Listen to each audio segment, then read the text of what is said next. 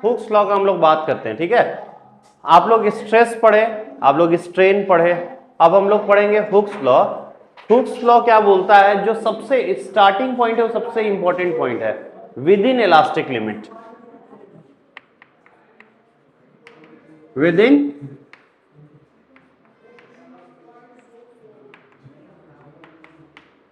In elastic limit stress is directly proportional to strain होता है। एक बात बताइए तो, एकदम सिंपल सा बात,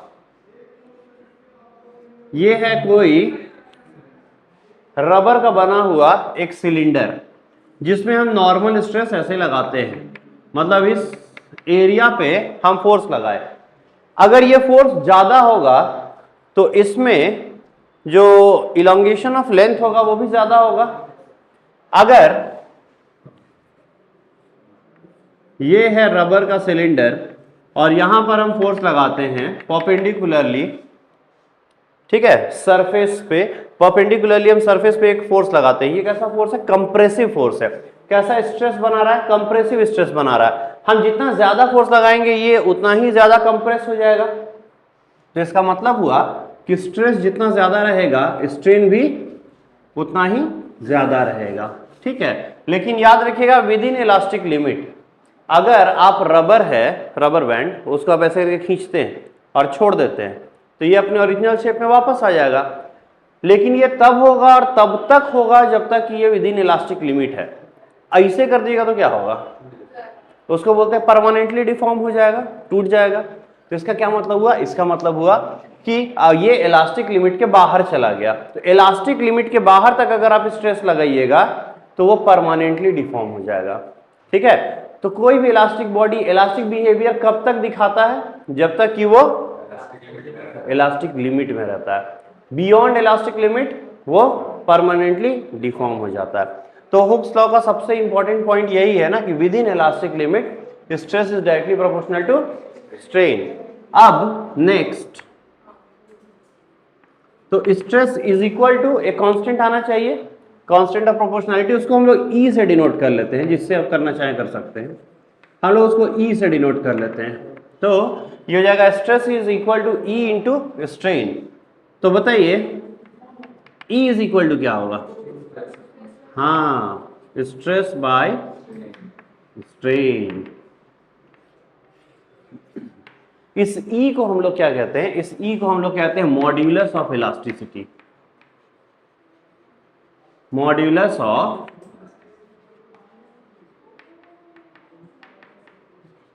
इलास्टिसिटी, ठीक है ना।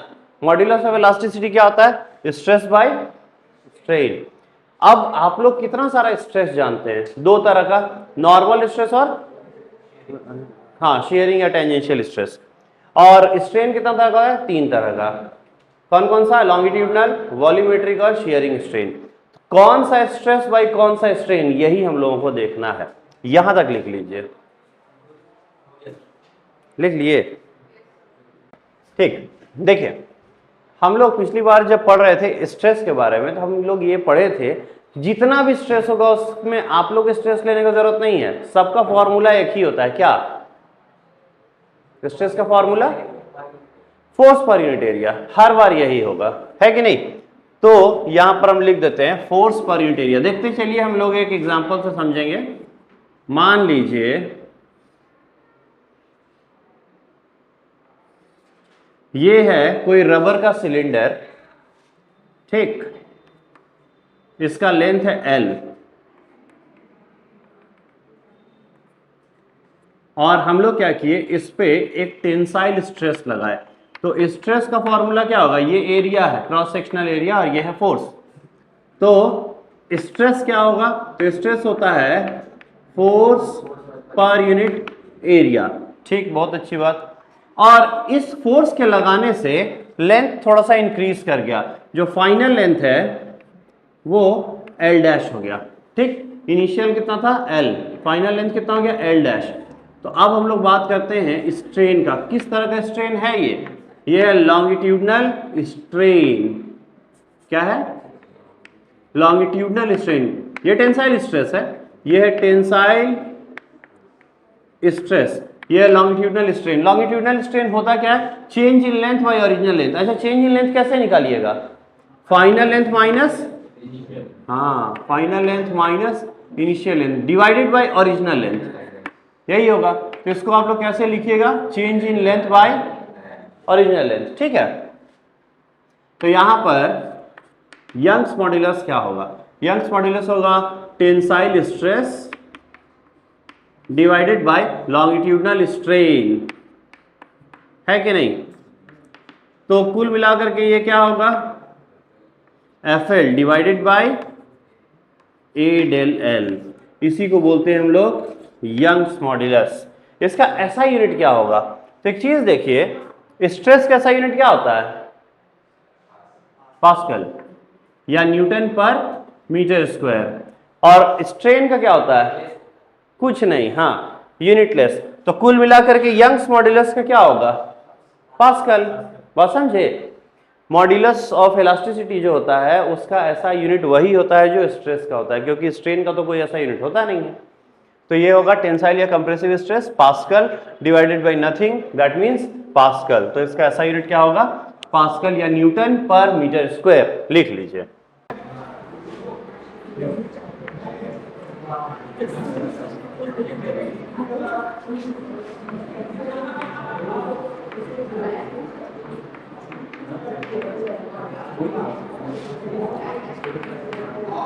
देखिए, मॉड्यूलस ऑफ इलास्टिसिटी तीन तरह का होता है। कौन कौन सा? पहला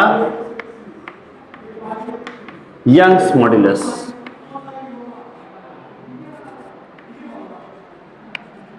ठीक है, पहला यंग्स मॉड्यूलस। दूसरा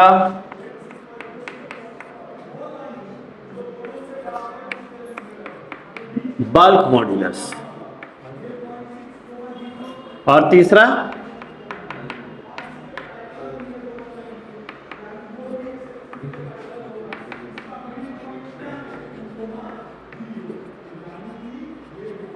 रिजिडिटी मॉड्यूलस, ठीक है ना? Young's modulus, bulk modulus, rigidity modulus, ठीक है। अब एक एक करके हम लोग देखते हैं कि तीनों है क्या, इसी को हम लोगों को मेनली देखना है।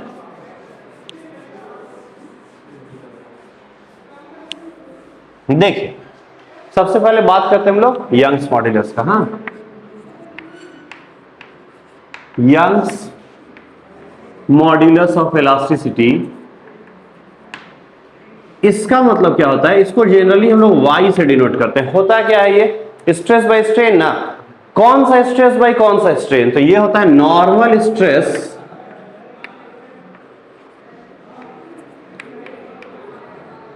Bye longitudinal strain,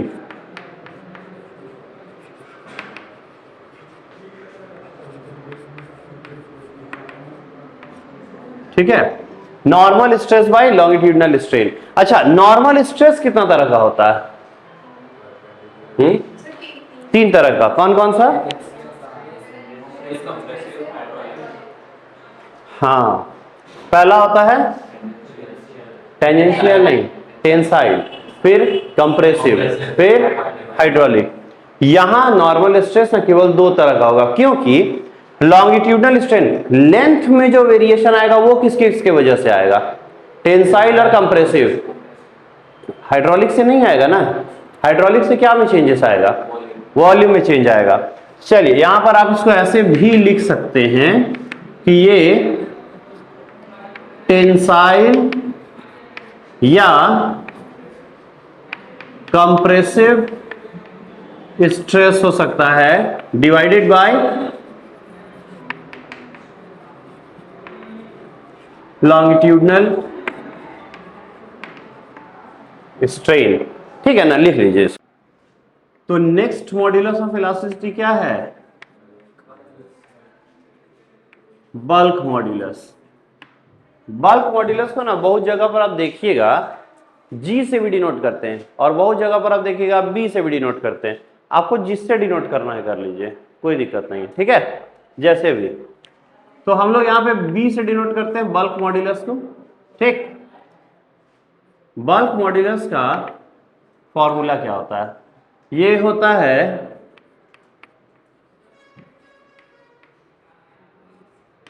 hydraulic stress.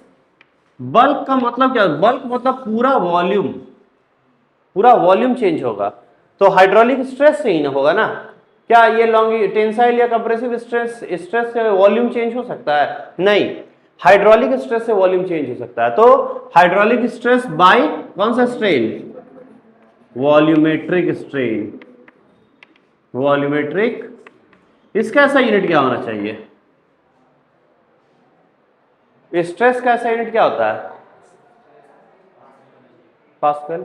और इस वॉल्यूमेट्रिक स्ट्रेन का यूनिटलेस, तो कुल मिलाकर के क्या होगा? पास्कल। बहुत अच्छा। तो यहां पे देखिए हाइड्रोलिक स्ट्रेस, हाइड्रोलिक स्ट्रेस हो या कोई भी स्ट्रेस हो, फॉर्मूला तो एक ही होता है ना। यहां पर हम लोग बना करके भी देखेंगे। हाँ देखिए,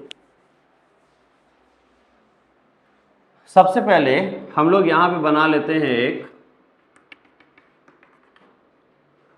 पहले एक स्फीयर था जो ऐसा ही दिखता था। ठीक, ये था वाला प्रोसेस है, इसलिए यहां पे हम डॉटेड लाइन बनाए। ठीक है ना। उसके बाद हम क्या किए, इसको हाइड्रोलिकली स्ट्रेस्ड कर दिए, मतलब कि चारों तरफ से एकदम इसको स्क्वीज कर दिए। पहले इसका रेडियस कितना था? आर। अब क्या हुआ, इसको थोड़ा सा इधर लिख देते हैं आर। अब क्या हुआ, ये जब स्क्वीज हो गया तो अब इतना रह गया, तब इसका रेडियस कितना हो गया? Are dash. तो ऑब्वियस है पहले वॉल्यूम ज्यादा था तो हम लोग इसको बोल देते हैं वी, बाद में वॉल्यूम कम हो गया तो ये हो गया वी डैश। ठीक, तो अब हमको करना क्या है? Hydraulic stress by volumetric strain. Hydraulic stress क्या होगा? हाइड्रोलिक स्ट्रेस तो वही होगा, यहां पे जो फोर्स लग रहा है पर यूनिट एरिया, तो यहां पर हम लोग क्या लिखेंगे? Force per unit area divided by volumetric strain. तो एक बात बताइए, पहले वॉल्यूमेट्रिक स्ट्रेन होता क्या है? पहले वॉल्यूम ये था, उसके बाद वॉल्यूम कम हो गया, तो वॉल्यूम कम हुआ है, तो चेंज इन वॉल्यूम जो होगा वो नेगेटिव होगा, है ना जी, क्योंकि वॉल्यूम कम ना हो गया है। तो चेंज इन वॉल्यूम क्या होगा? नेगेटिव। आप खुद देखिए ना, चेंज इन वॉल्यूम का मतलब होता है change in anything means final minus initial. तो यहां पे देखिए फाइनल छोटा है, कम वॉल्यूम माइनस ज्यादा volume divided by original volume, तो नेगेटिव वॉल्यूम। तो ये हो गया change in volume by original volume, यही होगा ना जी। ठीक, माइनस साइन लगाना नहीं भूलेंगे हम लोग। फिर इसका वैल्यू क्या होगा? F V minus divided by A delta V, ये हो गया bulk modulus of rigidity, sorry bulk modulus of elasticity. इसका भी ऐसा यूनिट क्या होगा? पास्कल। चलिए इसको भी बना लीजिए, समझ रहे हैं ना। देखिए यहां पर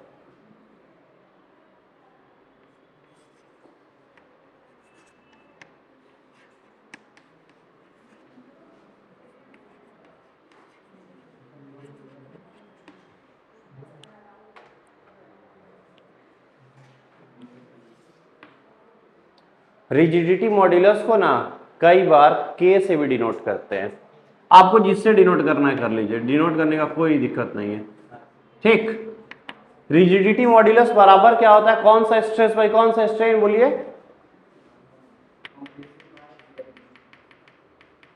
शियरिंग या टेंजेंशियल? शियरिंग बोलिए या टेंजेंशियल बोलिए। स्ट्रेस डिवाइडेड बाय कौन सा strain? Shearing strain. Shearing strain. चलिए इसको भी देखते हैं हम लोग। यहां पे देखिए पहले एक फिगर बनाते हैं।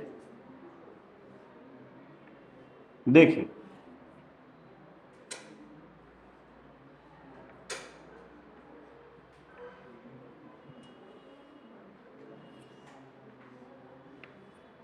ये क्या है? हाँ, एक रिजिड बॉडी है, क्यूब है, ठीक, क्यूबॉइड टाइप का दिख रहा है तो क्यूबॉइड है। इसका बेस को हम लोग क्या करेंगे? फिक्स कर देंगे। यहां पे हम नाम रख देते हैं ABCD EFGH। बेस को हम क्या किए? एकदम फिक्स कर दिए, कुछ कील वगैरह सब ठोक दिए होंगे।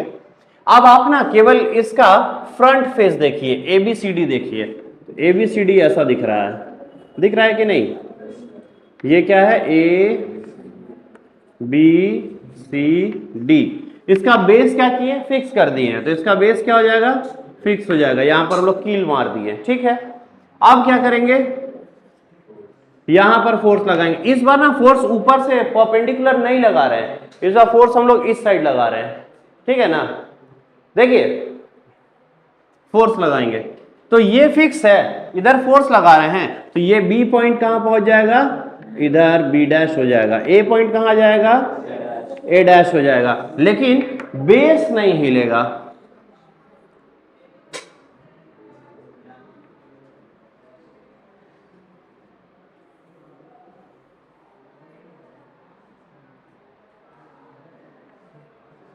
ठीक, तो ये हो गया।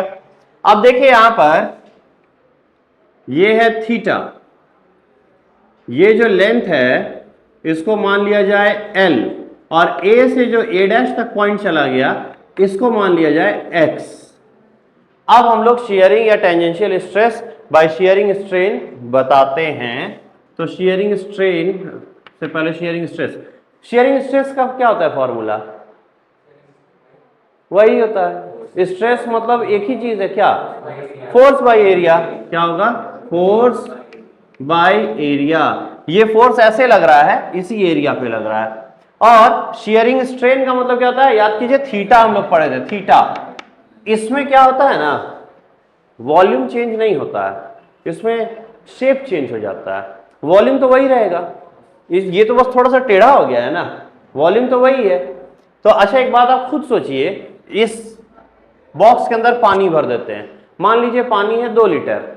अब क्या करेंगे? हम फोर्स उधर लगाएंगे तो बॉक्स थोड़ा सा टेढ़ा हो जाएगा, तो 2 लीटर का पानी 5 लीटर तो हो नहीं जाएगा। वॉल्यूम तो जो है वही रहेगा, शेप खाली चेंज हो गया। तो यहां पर हम लोग क्या बोलेंगे? शेप चेंज हो गया। तो चलिए भाई, जब शेप चेंज हो जा रहा है तो शेयरिंग स्ट्रेन होता है थीटा। क्या होता है? थीटा। ये देखिए, यही इसमें केवल ना थीटा चेंज हो रहा है और कुछ चेंज नहीं हो रहा है। तो थीटा इज इक्वल टू क्या लिखेंगे? हाँ, perpendicular, sorry, theta is equal to क्या होगा? परपेंडिकुलर बाय, या फिर आर्क बाय रेडियस। क्या लिखेंगे हम लोग? Arc by radius. तो k इज इक्वल टू क्या आएगा? By ax। इसको हम लोग बोलते हैं rigidity modulus, FL by kx। इसका भी ऐसा यूनिट क्या होगा? पास्कल। इसका भी ऐसा यूनिट होगा, पास्कल लिखिए या फिर न्यूटन पर मीटर स्क्वायर लिखिए, लिख लीजिए। यहां तक समझे ना? कॉम्बिनेशन केवल देखना है, कौन सा स्ट्रेस बाई कौन सा strain is equal to which kind of modulus of elasticity. ठीक, ये टॉपिक ऑलमोस्ट एंड हो रहा है। हुक्स लॉ जब पढ़े हम लोग तो उसके बाद फिर अब हम लोग पढ़ेंगे स्ट्रेस स्ट्रेन कर्व। क्या पढ़ेंगे? Stress strain curve. Stress strain curve. ठीक, चलिए स्ट्रेस स्ट्रेन कर्व पहले बनाते हैं, उसके बाद फिर धीरे धीरे हम लोग सीखते जाएंगे।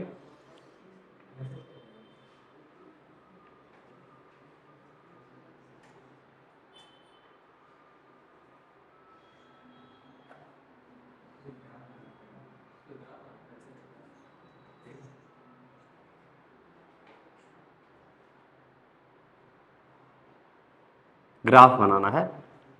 ये क्या होगा? स्ट्रेस। ये क्या होगा? स्ट्रेन। चलिए देखते हैं। देखिए,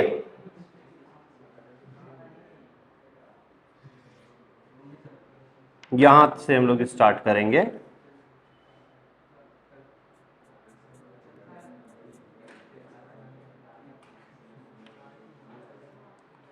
हाँ, अब देखते चलिए स्ट्रेस स्ट्रेन कर्व जो होता है ना, अगर आप लोग अभी स्ट्रेस स्ट्रेन जो देखे थे उसमें आप लोग एक चीज देखे थे क्या, कि स्ट्रेस इज इक्वल टू क्या आया था, एक कांस्टेंट इनटू स्ट्रेन। और एक बात, ये स्ट्रेस और स्ट्रेन लीनियरली रिलेटेड है, यहां पे कोई स्क्वायर वगैरह है नहीं, क्यूब है नहीं, तो ये लीनियरली रिलेटेड है।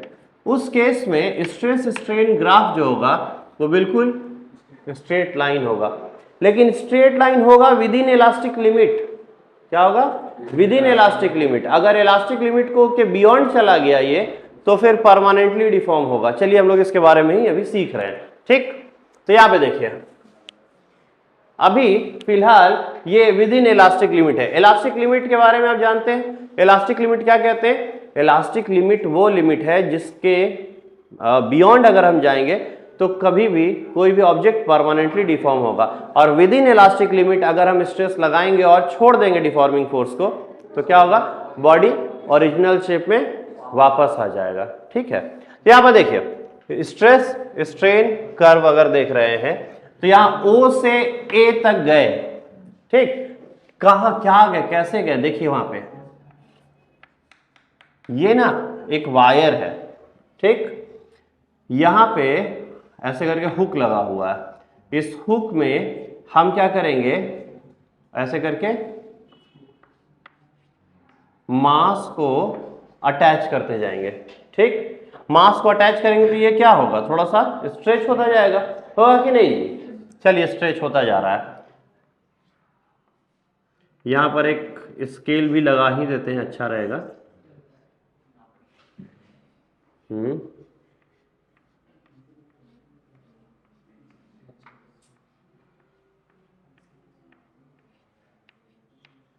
ठीक, स्केल भी लगा दिए।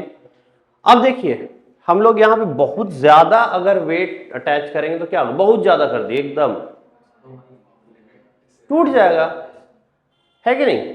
हाँ, तो अभी फिलहाल हम लोग एक एक करके उसमें अटैच करते जा रहे हैं। यहाँ पे एक वेट लगाए, दूसरा वेट लगाए, ये थोड़ा सा स्ट्रेच होता गया होता गया होता गया, यहां तक 3 वेट तक लगाए, ये स्ट्रेच हुआ।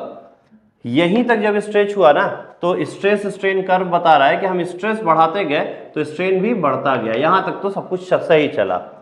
अगर हम यहाँ पे कोई पॉइंट को अनलोड, किसी भी पॉइंट पे अगर हम इसको अनलोड कर दें, इसको हटा दें, इसको हटा दें, तो क्या होगा, इसको भी हटा दें तो क्या होगा, जितना स्ट्रेच हुआ था ना वो फिर से अपने ओरिजिनल शेप में वापस चला जाएगा। मतलब अगर हम लोग लोड हटा दें तो ये ए से फिर से ओ में पहुंच जाएगा, है कि नहीं जी। ठीक है, छोड़िए। अब इसमें थोड़ा सा और वेट हम लगाते जाते हैं, वेट लगाते हैं, तो देखिए यहाँ पर थोड़ा सा और आगे जाएगा। यही पॉइंट है, ये जो बी पॉइंट है यही इलास्टिक लिमिट है, ठीक। तो याद रखिएगा ओ से ए तक क्या बोला था, विद इन इलास्टिक लिमिट। मतलब अगर पॉइंट बी इलास्टिक लिमिट है तो कोई भी पॉइंट जो इलास्टिक लिमिट के अंदर रहेगा वहां तक हुक्स लॉ काम करेगा, उसके बाद हुक्स लॉ काम नहीं करता है, ठीक। तो चलिए बी कौन सा पॉइंट है, ये इस पॉइंट का नाम क्या है, ये इलास्टिक लिमिट है। यहां पे हम लोग लिख भी देते हैं, ये है इलास्टिक लिमिट। इलास्टिक लिमिट तक सब कुछ ठीक है। अगर इलास्टिक लिमिट तक ले जाइएगा और वहां से किसी चीज को फिर से वेट को अनलोड कीजिएगा तो ये पूरा का पूरा ग्राफ फिर से ओ में पहुंच जाएगा। अब चलिए एक काम करते हैं, इलास्टिक लिमिट के बियॉन्ड जाते हैं। मतलब यहां पर हम इलास्टिक लिमिट से ज्यादा वेट देते जाते हैं और भी वेट दे देंगे, इलास्टिक लिमिट के पार चले गए, तब क्या होगा, देखिए अब ये ऐसा हो गया। ऐसा हो गया का मतलब ये अब स्ट्रेट लाइन नहीं रहा, ये इस तरह से मूव हो गया। चलिए इसको पॉइंट सी बोल देते हैं, आपको पता है। अब तो हम चले गए इलास्टिक लिमिट के बाहर, तो कहां तक चले गए, पॉइंट सी तक चले गए। अब अगर पॉइंट सी में जाने के बाद इसको आप अनलोड कीजिएगा ना, पूरा हटा दीजिएगा ना, तब भी ग्राफ इस लाइन को फॉलो नहीं करेगा। अब क्या करेगा, वो एक नया लाइन को फॉलो करेगा, इस लाइन को, और हाँ सीधे ही जाएगा, मतलब किया कुछ नहीं, यहाँ पे हम अनलोड किए तो ये यहाँ पहुंच गया। पता है ये ओ डैश है क्या, ओ से ओ डैश इसमें परमानेंटली डिफॉर्मेशन आ गया। मतलब थोड़ा सा जब ये इसका जो वायर था इसको हम स्ट्रेच कर रहे थे, ये परमानेंटली स्ट्रेच हो गया। देखिए स्ट्रेन का मतलब क्या होता है, change in length bye original length, तो थोड़ा सा चेंज इन लेंथ आ गया यहाँ पर। अब ना यहाँ जीरो आता था तो क्या क्या मतलब होता था, जीरो आ गया का मतलब होता था ये अपने ओरिजिनल शेप पे वापस चला गया। चलिए जीरो नहीं आया अब, या ओ नहीं आया, ये ओ डैश तक रुक गया। ओ डैश का मतलब होता है उसमें परमानेंटली डिफॉर्मेशन आ गया, वो थोड़ा सा स्ट्रेच रह गया इतना, ठीक। तो जैसे ही बियॉन्ड इलास्टिक लिमिट जाते हैं उसके बाद क्या होता है, ये परमानेंटली डिफॉर्म हो जाता है। चलिए उसके आगे जाते हैं, उसके आगे जाएंगे तो क्या होगा देखा जाए।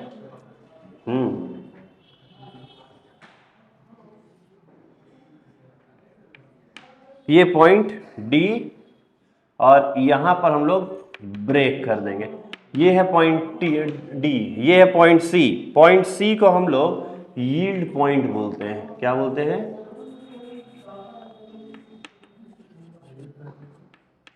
यील्ड पॉइंट बोलते हैं। यील्ड पॉइंट का क्या मतलब होता है, यहाँ पे ना फाइनली थोड़ा सा स्ट्रेन आ गया है, ये वो पॉइंट है सी पॉइंट जहां पे ये परमानेंटली डिफॉर्म हो गया है। इस पर्टिकुलर पॉइंट को हम लोग यील्ड पॉइंट कहते हैं। अब एक चीज आप देखिए, ध्यान से देखिएगा तो आपको पता चलेगा, यहां स्ट्रेन था S1, यहां स्ट्रेन है S2। अब इधर देखिए, यहां स्ट्रेस ST1, यहां स्ट्रेन ST2। अब एक चीज गौर किए, छोटा सा स्ट्रेन हुआ है, सॉरी स्ट्रेस हुआ है, लेकिन स्ट्रेन बहुत बड़ा हो गया है ना। छोटा सा स्ट्रेस लेकिन स्ट्रेन बहुत बड़ा। उसके बावजूद अगर आप थोड़ा सा और लोड दीजिए, थोड़ा सा और लोड दीजिए और उसके बाद फिर पूरा लोड हटा भी दीजिएगा तो कोई फर्क नहीं पड़ेगा। अब ये परमानेंटली डिफॉर्म हो चुका है। यहां के बाद देखिए क्या हो रहा है, इस पॉइंट के बाद देखिए क्या हो रहा है, स्ट्रेन तो बढ़ते जा रहा है। देखिए S1 S2 S3, स्ट्रेन तो बढ़ गया लेकिन स्ट्रेस कम हो गया। ST3 यहां आ गया है ना, मतलब ये कि आप स्ट्रेस कम भी कर दीजिएगा कोई फर्क नहीं पड़ेगा, फाइनली वो स्ट्रेन ले करके ये ब्रेकिंग पॉइंट हो जाएगा। इसको क्या बोलेंगे हम लोग, ब्रेकिंग पॉइंट, ठीक है। यहां पे ये ब्रेक कर जाता है, तो इसी को हम लोग कहते हैं स्ट्रेस स्ट्रेन कर्व। जितना भी स्कूल है ना वहां पे अगर ये पढ़ाई हुआ होगा तो याद रखिएगा, stress strain curve final exam में आता ही है, 100% आता है, ठीक है। तो लिख लीजिए इसको, ये मतलब कम से कम बना लीजिए इसको।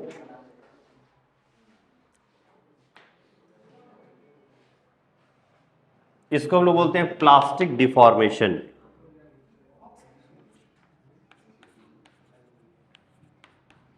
प्लास्टिक डिफॉर्मेशन और उसके बाद फिर ब्रेकिंग पॉइंट।